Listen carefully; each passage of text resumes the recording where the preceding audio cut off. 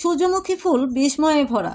সূর্য ওঠার সাথে সাথেই তারাও সূর্যের দিকে মুখ তুলে তাকায়। সারাদিন এভাবেই থাকে। সূর্য ডোবার সময় হলে ধীরে ধীরে আবার সূর্যের সাথে সাথে তারাও মাথা নত করে ফেলে, যেন ঘুমিয়ে পড়া সূর্যমুখী। ছোটবেলা আমরা এমন গল্প শুনতাম, আবার এমন গল্পে মিলও পেতাম।